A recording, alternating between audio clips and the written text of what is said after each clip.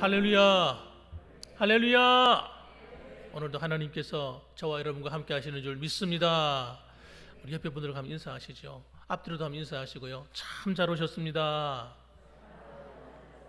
예, 하나님은 당신을 사랑하십니다. 나도 당신을 사랑합니다. 예, 감사합니다. 예, 여러분 뵈니까 얼굴이 환하시네요. 모두가 다. 어쩜 이렇게 얼굴이 멋있고 아름답습니까?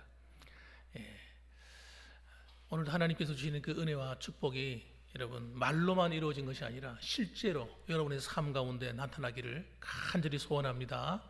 예, 예배가 여러분 이 주일 드린 이 예배는 보통 시간이 아니에요. 보통 시간이에요. 믿음으로 하나님께 예배 드리면 이 예배 시간은 하나님이 축복하는 시간이에요. 그래서 여러분의 삶과 여러분의 모든 곳에 하나님이 친히 함께 하시고 여러분을 붙드시는 은혜와 복이 흘러 넘치는 시간이라는 말입니다. 그렇기 때문에 이 예배가 정말 진실로 하나님께 드려지는 그런 시간이 되시기를 바랍니다. 자, 그러면요, 오늘 저는 본문의 말씀을 통해서 예수님은 누구신가, 우리 말씀을 이어가면서 설교하겠습니다. 생명을 주시는 예수님, 오늘은 생명을 주시는 예수님이라는 제목으로 말씀을 전하겠습니다. 하루는 예수님께서 나인이라는 성에 들어가게 되셨어요. 나인성 이렇게 보통 우리가 부르는데요. 이 나인성에 들어가셨는데 이때 제자들과 함께 한 무리가 함께 동행하고 있었습니다. 그런데 가다가 그 나인성에서 나오는 한 행렬을 맞이하게 됐는데 그 행렬이 보니까 초상이 난 거예요. 장례가 난 겁니다. 근데 그 장례가 어떤 장례는 기쁜 장례가 있잖아요. 일평생 잘 사시다가 그리고 편안하게 하나님께 가시면 그거 여러분 복이지 않습니까? 예. 그런데 그런 것이 아니라 아직 제대로 인생의 꽃을 피워보지 못한 한 청년이 죽은 겁니다. 그러니까 그 어머니가 얼마나 마음이 애통하겠어요. 마음이 너무 아픈 거죠. 그래서 그 장례는 슬픔의 장례였습니다. 그런데 하여튼 그 아이가 무슨 병이 있었는지 또는 무슨 일이 있었는지는 알 수 없습니다. 왜냐하면 자세한 내용이 기록되어 있지 않기 때문에. 그런데 여러분 예수님께서는 그 과부를 불쌍히 여기시고 그 청년에게 생명을 집어넣으신 거예요. 그 관을 손을 얹고 말씀하셨어요. 청년아 일어나라.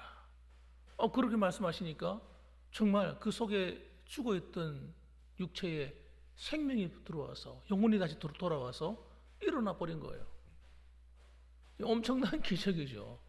한두 사람이 몰래 어디서 본 게 아니라 수많은 군중들이 보고 목격하고 있었잖아요. 그런 데서 일어난 사건이기 때문에 사람들은 엄청난 충격을 받은 거예요. 예수님께서는 과부를 보고 불쌍히 여기서 울지 마라, 울지 마라. 걱정하지 마라. 내가 네 아들을 살려주겠다. 여러분 이런 놀라운 기적이 도대체 어디 있습니까? 그때 모든 사람들이 두려워하며 야, 이 사람은 정말 하나님이 보내신 분이구나. 그가 정말 하나님의 아들이구나. 그들이 예수님을 다시 믿게 되었다는 그런 내용이 본문의 말씀입니다. 자, 그럼 오늘 본문의 말씀을 통해서 무엇을 우리에게 말씀하시는가 몇 가지를 살펴볼 필요가 있습니다. 첫째는 우리가 믿는 예수님 어떤 분이냐? 사망의 저주로부터 해방시켜 주시려고 오신 예수님이라는 겁니다. 사망. 13절과 그 다음에 14절, 15절 말씀을 가만히 살펴보면 주께서 과부를 보시고 불쌍히 여기사 울지 말라 하시고 가까이 가서 그 관에 손을 대시니 매인 자들이 멈춰 섰습니다. 예수께서 이르시되 청년아 내가 네게 말하노니 일어나라 하시니까 죽었던 자가 일어나 앉고 말도 하고 또 예수께서 그를 어머니에게 주셨다 이렇게 나옵니다. 이건 여러분 사람이 할 수 있는 수준의 이야기가 아닙니다. 그렇잖아요. 누가 사람을 다시 살릴 수가 있어요. 여러분 이 과부의 아들은 바로 영적으로 살펴본다면 우리의 모습일 수가 있습니다. 우리의 모습. 사망의 권세 아래 신앙하는 자들. 원래 하나님께서 우리를 창조하실 때는 사망이라는 것을 모르도록 창조되었어요. 죽음이라는 것을 모르도록 만드셨습니다. 영원히 사는 존재로 우리를 지으셨어요. 그래서 여러분, 제가 간혹 한 번씩 말씀드리지만 우리 DNA에는 죽음이라는 단어가 새겨져 있지 않습니다. 누구도 죽음을 생각하지도 않습니다. 내가 당연히 죽을 것이라고 생각하는 사람은 거의 없어요. 당장 내일 죽는다 할지라도 죽음에 대해서는 별로 말하고 싶지 않은 거예요. 왜? 하나님이 그렇게 만들어 놓았다며, 우리를. 그런데 왜 우리가 이 사망의 지배 아래 살아가게 되었느냐 이거예요. 오늘 인류 가운데 한 사람도 죽지 않고 살다가 죽지 않는 사람은 단 한 명도 없는 것입니다. 예. 그런데 그런 우리를 찾아오셔서 우리에게 생명을 주시겠다는 거예요, 예수님은. 그래서 성경 요한복음 1장에 살펴보면 예수님을 빛으로 묘사하고 있어요. 빛. 어둠 가운데 비치는 빛.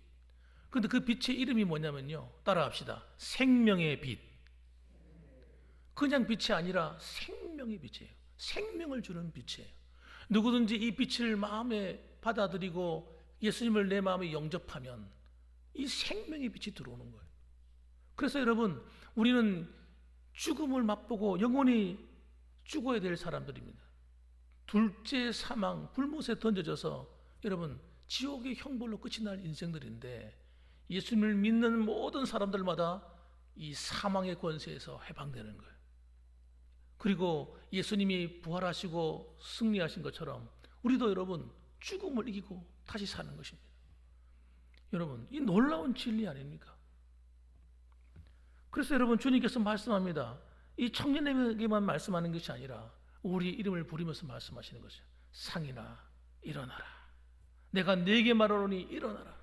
죽음에서 일어나라. 사망의 권세로부터 일어나라. 말씀하시는 겁니다. 그래서 이제는 여러분, 저와 여러분들은 죽음을 두려워할 필요가 없어요. 죽음을 두려워하는 사람은 아직 믿음이 부족한 사람이에요. 왜냐하면 우리는 죽지 않는다는 거예요. 영원히 산다니까요. 사람들은 생각합니다. 육체의 죽음을 대단히 두려워하는 거예요. 여러분, 육체의 죽음은 예전에도 한번 말씀드린 것 같은데, 육체의 죽음은 그렇게 고통스럽지 않습니다. 병으로 인한 고통은 있을지 모르지만 육체의 죽음은요, 그냥 잠시 지나가는 거예요. 그리고 더 중요한 게 뭐냐면, 우리가 죽었다가 눈을 떴을 때 우리가 어디에 있어야 되냐, 이게 중요한 겁니다. 그래서 성경이 뭐라고 얘기하냐면, 예수를 믿고 죽은 사람들에게는 죽음이라는 단어를 쓰지 않습니다. 잔다, 이렇게 표현합니다. 잔다. 여러분, 초대교회 당시에는요, 죽음이라는 단어가 없어요. 잔다. 자다가 여러분 깨는 거예요. 자다가 눈을 뜨는 겁니다. 이제 육신의 이 땅에서 수고를 다 그치고 잠시 우리 잠이 와서 눈을 딱 감고 잠을 자는 겁니다. 그럼 눈을 딱 뜨면 어디 오는 거예요? 내가 어디 가서 깨어나야 되는데. 우리 어디서 깨어나야 돼요? 천국에서 깨어나야죠. 예? 하나님 앞에 있어야죠. 자다 깨었는데 둘째 사망, 요한계시록에서 말하는 둘째 사망, 불못에 던져졌다. 그건 참 불행한 거죠. 그래서 여러분, 우리는 여러분 어떤 사람들입니까? 우리는 죽음의 권세, 사망의 권세를 이기고 하나님의 심판을 이기는 사람들입니다. 이걸 믿으셔야 돼요. 한번 따라합시다. 나는 사망의 권세, 죽음의 권세, 심판의 권세를 이겼다. 예수를 믿는 순간 그런 선물이 우리에게 주어진 겁니다. 그래서 우리는 죽음이 두렵지 않습니다. 죽음이 두렵지 않아요. 그래서 초대교회 많은 사람들이 너 죽을래? 아니면 예수 믿지 않을래? 예수를 부인할래? 이렇게 말할 때, 야, 나 우리 안 죽어. 육체의 죽음이 진짜 죽음이 아니야. 두려워하지 않은 겁니다, 여러분. 부인하고 지옥 가는 것보다 부인해서 영생의 길이 열려 있는데, 천국이 우리에게 있는데 뭐가 두렵냐는 거예요. 진짜 여러분, 이 땅에서의 고난보다는 천국에서의 삶은 더 너무 아름다운 세상이기 때문에 비교가 안 되는 거예요. 비교가. 그래서 여러분, 우리나라 초대교회 당시에도 여러분 순교하는 분들이 많이 계셨어요.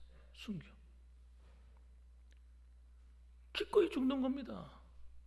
공산당들이 와서 예수님이 초상에다 침 뱉어라. 그러면 살려줄게. 이러는데 여러분 아무도 부인하는 사람이 없는 거예요. 그 당시에.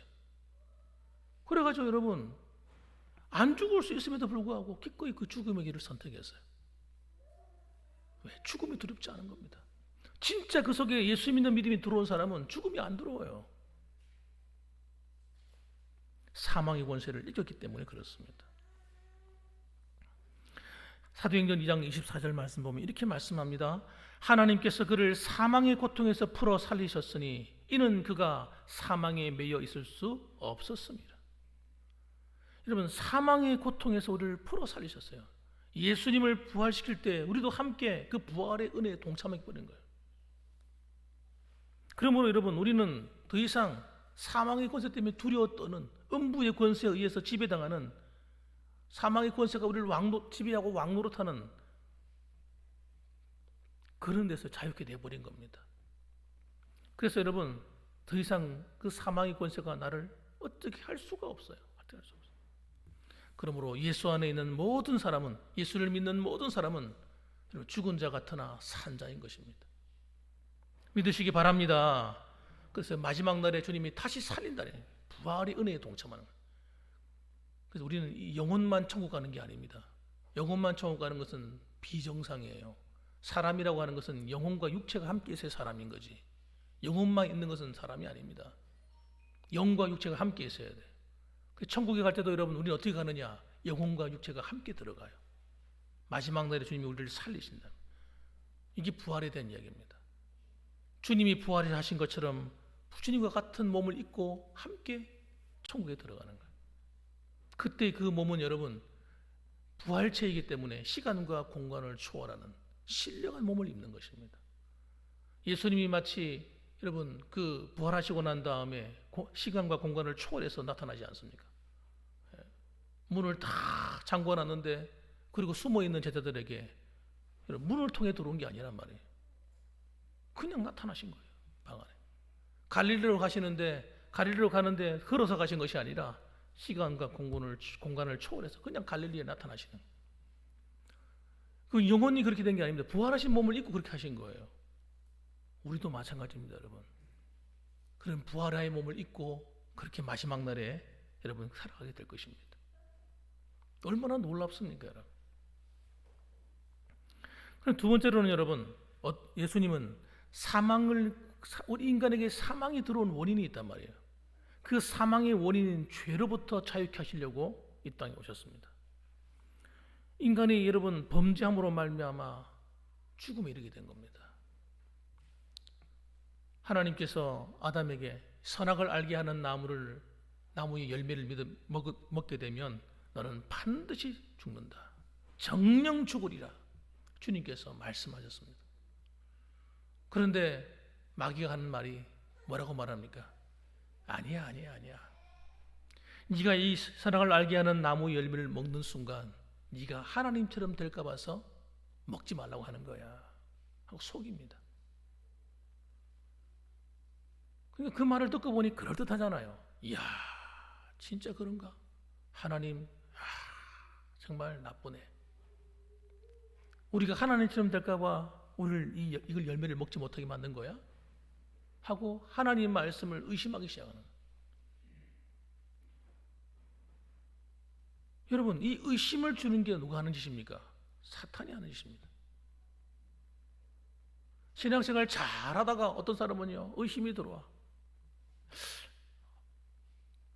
이야, 진짜 하나님이 계시나? 정말 천국이 있나? 아니, 신앙생활 잘하다가 의심하는 거예요. 그런 사람이 혹시 이 자리에 계시다면 여러분 믿음을 회복하시기 바랍니다. 그게 마귀가 하는 짓이에요. 아담이 여러분 하나님을 의심하는 거예요. 그래서 여러분 이 사람이 의심하게 되면요 희한한 일이 벌어지기 시작합니다. 모든 게 그렇게 보입니다. 그렇게 보여요. 여기 참 중요한 거예요. 아내가 남편을 의심하면요 모든 게 그렇게 보여요. 남편이 아내를 의심하면요 모든 게 그렇게 보여. 여러분 형제끼리 서로가 신뢰가 깨지는 이유는 서로 의심하는 거예요. 여러분, 관계가 깨어지는 모든 일은 의심이 들어가면 모든 관계는 다 깨집니다. 그렇게 보인다는 거예요. 저 친구가 혹시 나를 이용하는 거 아니야? 하고 의심하기 시작하면요, 말하는 게 그렇게 보이고요, 행동하는 게 그렇게 보여요. 아니, 가만히 있는데 누가 와서 얘기합니다. 쟤는 있잖아, 좀 아주 사기꾼이야, 사기꾼. 못됐어. 누가 이렇게 얘기를 하잖아요. 그럼 그 사람이 하는 말마다 거짓말처럼 들려요. 이 의심이라는 거, 여러분, 이게 굉장히 무서운 겁니다. 하나님의 말씀에 대한 의심을 가지는 순간 그렇게 보이기 시작하는 거예요. 선악을 알게 하는 그 나무 열매를 보는 순간 얼마나 탐스럽고 먹고 싶은지, 정말 이걸 먹으면 내가 지혜롭게 될 것 같아. 그 뱀이 하는 말이 맞는가 봐. 그리고 그걸 따먹어 버린 거예요, 여러분. 주님 말씀하셨어요. 네가 정녕 죽으리라. 여러분, 죄는 여러분 반드시 그 대가를 가져오는 겁니다. 우리가 세상 살아가면서도 법을 어기면 그 죄잖아요. 운전하고 가다가 법규를 어기면 죄지 않습니까? 그 법규를 어기다 걸리면 어떻게 됩니까? 그 대가를 치러야 되는 거예요. 벌금을 낸다든지 아니면 심하면 감옥에 가야 되는 거죠. 그게 법이라는 것입니다, 여러분. 하나님의 말씀이 법입니다. 이 성경이 법이에요, 법. 하나님 나라의 법이라고요. 그래서 하나님 말씀을 어기는 것이 죄입니다, 여러분. 성도들이 이걸 잘 깨닫지 못해요. 그래서 이 법을 어기면 반드시 그에 대한 대가가 치러지는 거예요. 우리가 구원받아서 하나님의 자녀가 되었다 할지라도 똑같습니다, 여러분. 우리는 지옥에 가는 심판은 없습니다만은 그에 대한 대가를 치르는 거예요. 그래서 신앙생활을 할 때는 어떻게 하라고 말씀해요? 똑바로 해야 되는 거예요, 똑바로. 어떤 사람이 이렇게 말합니다. 예수 믿는데 나는 별일도 안 생기고, 또 힘든 일만 오고, 어떤 사람은요, 그렇게 말하는 사람이었어요. 기도해도 소용이 없고, 그런 사람은 자신의 행실을 살펴봐야 돼요. 내가 예수님 믿는다고 하면서 정말 바르게 살고 있는지, 하나님이 기뻐하시는 일을 하고 있는지, 내가 잘못 살고 있지 않는지를 먼저 살펴보셔야 돼요. 거기에 하나님의 축복이 있고 하나님의 은혜의 길이 있단 말이에요. 그런데 자기는 마음대로 살면서 기도만 하면 응답받았다 생각하는 거예요. 봉사만 하면 된다 생각하는 거예요. 봉사만 잘하면 하나님 축복받는다 생각하는 거예요. 하나님 법을 막 어기고 살면서, 그거 대단히 위험한 거예요. 그렇지 않습니다, 여러분. 이 죄가 얼마나 무섭냐? 따라합시다. 예수님을, 하나님의 아들을 죽이기까지. 우리가 구원받은 게 그냥 구원받은 게 아닙니다. 죄의 대가를 치른 거예요. 우리가 죽어야 되는데 하나님의 아들이 나를 위해 대신 죽어준 거예요. 그냥 구원받은 게 아니에요.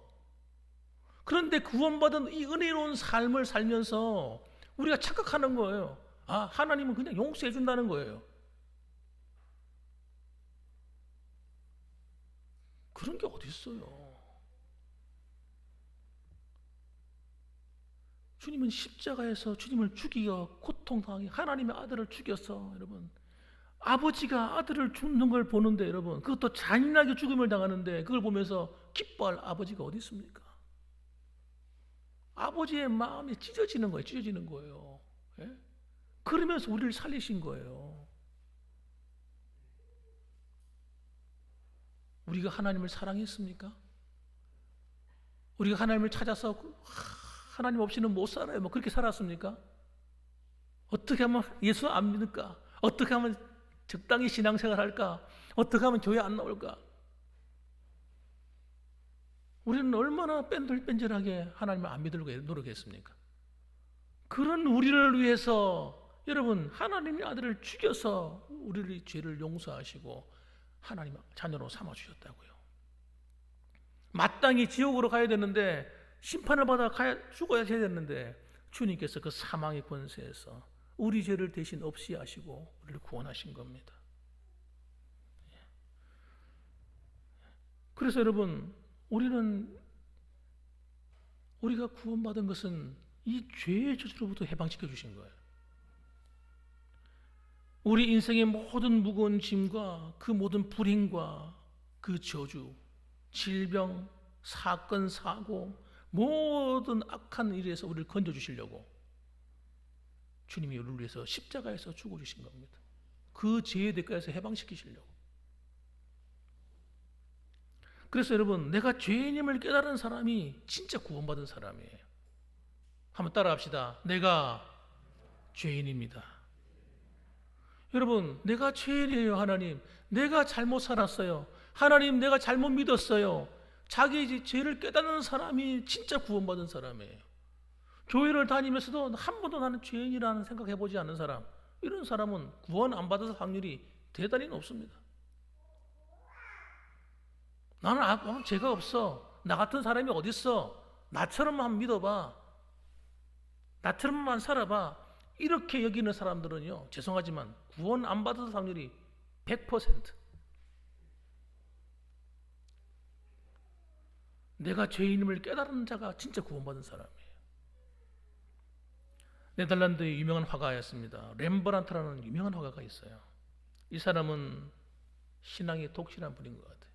이분이 자기 자화상을 남겼는데 그 자화상이 여러분 남긴 것으로 유명한데, 이 사람은 자기 얼굴만 딱 그리지 않고요, 성화 속에다가 자기의 자화상을 남겼어요. 그래서 그가 그리는 작품 가운데 보면 순교자 스데반이라는 작품이 있습니다. 사람들이 돌을 들어서 스데반을 던져 죽이는 거예요. 그런데 그 군중들이 막 돌을 던지고 있는데 그 군중들의 한 사람의 얼굴이 자기 얼굴이에요. 자기 얼굴을 그려넣었어요. 내가 만일에 그 당시에 있었다면 내가 아마 스데반을 죽이는데 앞장서서 살았을 것이다. 내가 죄인이다. 또 빌라도의 법정이라는 그림이 있습니다. 거기 보면 예수님을 못 박으라고 사람들이 막 군중들이 막 소리치는 내용이 있어요. 그런데 거기 보면 유대인의 패거리 가운데 한 사람의 얼굴에다가 자기 얼굴을 그려놨어요. 예수를 못 박아라 하는데 여러분, 거기 한 사람이 누구요? 자기.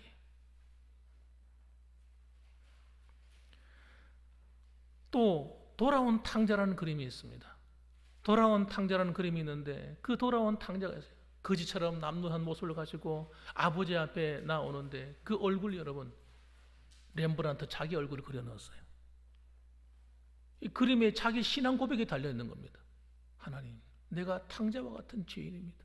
하나님을 버리고 떠났던 바로 내가 죄인입니다. 내가 이 탕자입니다. 그렇게 고백하고 있는 것입니다. 내가 주님을 못 박으라고 외치는 거기에 내가 있었습니다. 나를 용서해 주십시오. 이런 고백이 있는 거죠. 여러분, 그런데 렘브란트만 그렇게 했습니까? 렘브란트만 그런 것이 아니라 저도 마찬가지죠. 제가 하나님의 은혜가 없었다면 저도 똑같은 삶을 살았을 거예요. 똑같은 삶. 그런 나를 예수 믿게 하시고 구원의 은혜 안에 동참하게 하시고, 여러분, 하나님의 사랑 안에 거하게 하신 것이 얼마나 감사하냐고요. 얼마나 감사하냐고. 그래서 이 죄야말로 우리를 불행하게 만드는 원인임을 알고 우리로 하여금 하나님의 아버지 사망의 원인인 그 죄로부터 자유케 하신 주님을 여러분 찬양할 수 있기를 축원합니다. 그 다음에 마지막으로는 여러분, 그 죄의 세력에 무엇이 있었냐는 게 중요한 거예요. 그 죄의 세력 뒤에 사탄이 있는 거예요. 사탄의 이 세력을 멸하려고 예수님이 오신 겁니다. 인간을 불행하게 만든 원인자가 누굽니까? 사실은 마귀예요. 사탄 마귀예요. 지금도 우리를 불행하게 만드는 여러분, 죄의 올가미를 가지고 사람들이 목에 다 걸어가지고 끌고 다니다가 죄를 짓고 싶지 않아도 여러분, 죄를 지을 수밖에 없도록 하나님 끌고 다니는 거예요. 야, 이리 와. 거짓말을 해. 거짓말 사기치고 온갖 거짓말하고 사는 거예요. 그 올감에서 빠져나오지를 못해.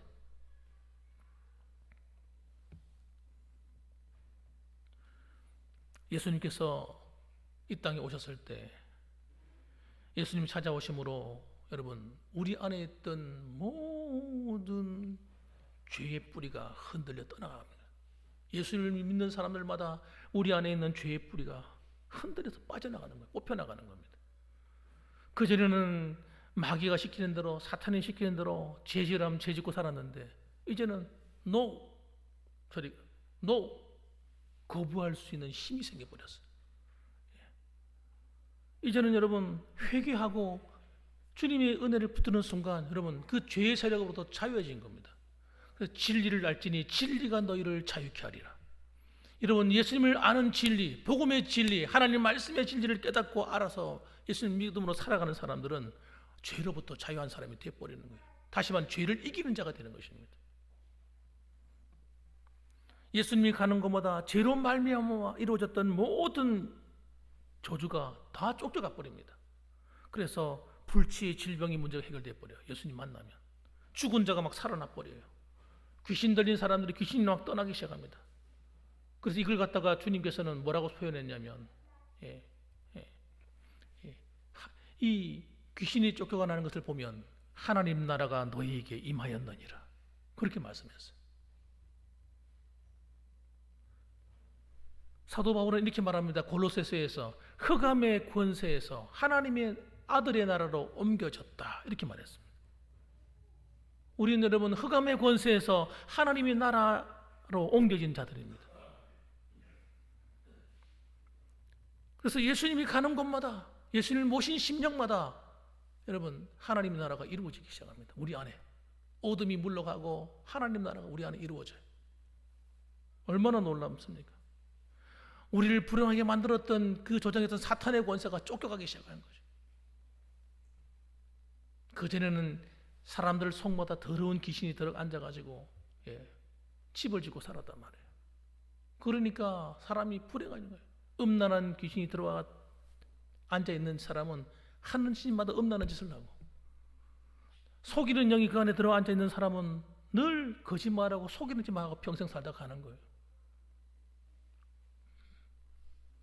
그 폭력을 행사하고 난동을 부리고 혈기를 부리는 영이 그 속에 들어 앉아있는 사람은 여러분 젊을 때나 나이가 들어서나 폭력을 행사하고 입에 10원짜리를 달고 다니고 살고 그래 살다 가는 거예요. 그런데 예수님을 믿는 모든 사람들에게 그런 안에 있는 흑암의 세력이 쫓겨나가 버리는 거예요. 할렐루야. 그 사람이 변화되는 거예요. 변화될 수밖에 없죠. 예수님 믿고 예수님을 안에 영접하게 되면, 빛이 안에 들어오면 흑암의 권세가 견딜 수가 없는 거예요. 귀신아 떠나가 말 안 해도 떠나갈 수밖에 없는 거예요. 서서히 물러갑니다. 서서히. 견디다부터 떠나가는 거예요. 점점점 떠나. 그 사람들이 말합니다. 야, 저 달라졌어. 교회 나가더니 사람이 달라졌네. 그 당연한 거죠. 달라질 수밖에 없는 거죠. 당연한 거죠. 요한일서 3장 8절 말씀에 죄를 짓는 자는 마귀에게 속하나니 마귀는 처음부터 범죄함이라. 하나님의 아들이 나타나신 것은 마귀의 일을 멸하려 하심이라. 할렐루야. 마귀의 일을 박살을 내려 오셨다 이거예요. 그래서 예수님이 오시는 임하는 곳마다 어둠의 세력이, 죄악의 세력이 쫓겨갈 수밖에 없어요. 사탄이 두려워 떨고 쫓겨가는 거예요. 여러분 이 사실을 믿으시길 주님의 이름으로 축원합니다. 그래서 여러분 안에 이 사실을 믿는 순간 여러분을 불행하게 만들던 어둠의 권세가 힘을 못 쓰기 시작해요. 믿어야 돼요. 믿을 때 그런 일이 벌어지는 거예요. 알아요. 목사님 다 알고 있습니다. 아는 건 믿는 게 아닙니다, 여러분. 아는 건 지식이지. 지식은 여러분 마귀도 잘한다고 그랬어요. 귀신도 잘한다고 그랬어요. 귀신도 알고 떠느니라. 그러나 귀신은 구원받지 못해요. 그런 얘기 많이 들었어요, 목사님. 다 알아요. 알지 말고 믿으라는 거예요, 그 사실을. 믿고 주장하십시오. 나는 예수님을 믿어. 그러면 내 안에서 어둠의 세력은 쫓겨가야 돼. 믿으세요. 믿음으로 선포하고 쫓아내버려야 돼요, 예수 이름으로. 그리고 예수님은 마지막으로 이러면 우리 어떻게 하시느냐? 구원받은 자의 삶을 일으키시고 고쳐서 쓰시는 거예요. 우리 삶을 변화시켜서 놀라운 삶으로 바꿔놓습니다. 탁월한 삶으로 바꿔나가시는 거예요. 그래서 예수 믿는 사람들에게는 여러분 불행이 아닌 거예요. 고난이 와도 고난이 아닌 겁니다. 불행이 바뀌어서 축복으로 바뀌고 고난이 와서 고난이 바뀌어서 여러분 우리에게 오히려 승리하는 삶으로 바꿔놓는 거예요. 이게 놀라운 거예요. 주님을 만났던 그 장래 일행, 그 나인성 가보의 아들이 주님을 만나자 어떤 일이 벌어집니까? 일어나. 새로운 삶이 펼쳐지는 거예요. 일어나라. 말도 안 되는 일이죠. 죽었던 사람이 어떻게 살아나냐고요. 하나님, 우리는 이제 망했는데 이제는 소망이 없어요. 주님이 일으키시면 되잖아요. 예? 우리 애들이 뭐 잘하는 게 아무것도 없어요. 주님이 함께 해주시면 되잖아요. 예? 그냥 못 써요, 못 써. 주님이 고쳐주시면 되잖아요. 여러분, 이 믿음을 잃어버리면 안 돼요. 하나님은 우리의 삶을 완전히 바꿔놓으실 수 있어요. 믿는 대로 되는 거예요. 사람들이 이 믿음을 잃어버려요. 구원받는 믿음을 알고 있는데 우리 삶을 고쳐주시고 변화시켜주시고 새롭게 하시고 놀랍게 하시는 그 하나님을 믿지 않는 사람들이 너무 많아요. 교회를 만날 다니면서도 그냥 신앙생활 하는 거지, 교회 왔다 갔다 하는 거지. 그걸 신앙생활을 생각하고 있는 거예요. 진짜 신앙생활은 여러분 우리 삶의 변화가 일어나는 겁니다. 내가 믿는 하나님, 우리 믿음대로 역사하시는 거예요. 따라합시다. 믿는 대로 될지어다. 네가 믿으면, 따라해보세요. 네가 믿으면 하나님의 영광을 보리라 하지 않았느냐. 믿어야 기적이 일어나는 거예요. 정말 내가 예수 믿는다면 믿음으로 구원만 받는 것이 아니라 내 삶에 기적이 일어나는 겁니다. 1858년에 뉴욕의 어느 가정에서 한 아이가 태어났습니다. 그 아이는 어려서부터 소아마비를 앓고 있었어요. 소아마비를 앓는 다리를 앓으니까 다리가 절잖아요. 다리를 쩔뚝쩔뚝하면. 게다가 애가 시력도 되게 나빴어요. 돋보기 같은 안경을 쓰고 다녀요. 게다가 아이가 천식을 앓고 있습니다. 거럭거럭 하면서 심을 쉬면 안에서 거럭거럭. 부모가 그거 보니까요 너무 불쌍한 거예요. 애가 촛불을 끌으면 촛불을 끌 힘이 없어요. 호흡 불어야 되는데 이 호흡기가 질환이 안 좋으니까, 병 때문에 호흡 곤란을 일으키니까. 여러분, 가까스로 생명을 연장했습니다. 드디어 11살이 되었어요. 11살이 되었는데 오늘 아버지가 이런 얘기를 해주는 거예요. 이 아버지가 믿음이 너무 좋은 거예요. 하나님을 너무 잘 섬기는 분이에요. 이렇게 애한테 얘기해 줍니다. 아들아, 11살짜리 조그만 꼬마하게 하는 얘기예요. 아들아, 네가 가진 장애는 장애가 아니란다. 네가 만일 전능하신 하나님을 신뢰하고 믿는다면, 그리고 그렇게 믿는다면 하나님이 너를 반드시 도우실 거야. 하나님의 도우심이 너와 함께하면 오히려 너의 장애 때문에 모든 사람이 너를 주목하게 될 것이고, 너는 진실로 역사의 신화 같은 기적을 낳는 놀라운 삶을 살 수 있다 하고 아이에게 얘기해 줬다는 거예요. 그리고 그 이야기를 한 번 하고 말았겠습니까? 힘들고 어려울 때마다 아마 그 이야기를 아들에게 계속 얘기했을 거예요. 그런 그가 23세가 되었습니다. 그때 그가 어떤 인물이 되느냐? 뉴욕주를 대표하는 의회의 일원이 되었습니다. 뉴욕주 의원이 되었어요. 28세 때는 뉴욕시장 선거에 출마했습니다. 얼마 후에는 뉴욕 주지사가 되었고요. 그리고 부통령이 될 수 있었습니다. 그리고 미국의 역사상 가장 어두웠던 시절에 미국의 신화를 재건하는 대통령이 되었습니다. 1906년에 노벨 평화상까지 수상했습니다. 이 사람이 누구냐?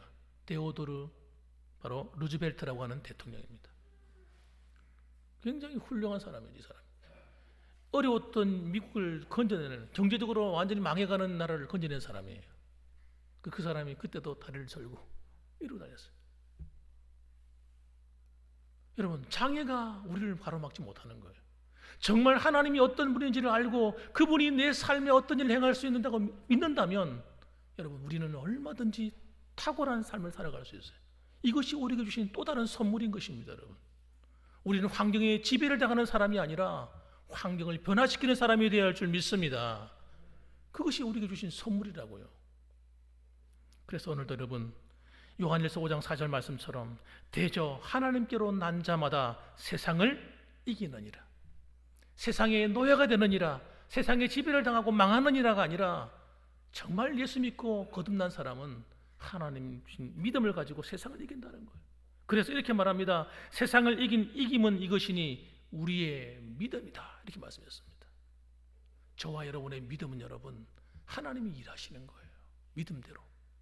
그래서 여러분 우리가 살아가는 하루하루가 우리에게 생명을 주신 그 하나님이 여러분의 가정과 삶을 돌봐 주시고, 여러분이 정말 그 하나님을 절대적으로 믿고 신뢰한다면 루즈벨트라고 하는 어린 아이를 불행했던 삶을 바꿔서 빛나는 삶을 만드시고 쓰시는 것처럼 여러분의 가정과 여러분 자신들과 여러분 자녀들에게 이와 같은 놀라운 일들이 일어나기를 주님의 이름으로 축원합니다. 아멘. 기도하겠습니다.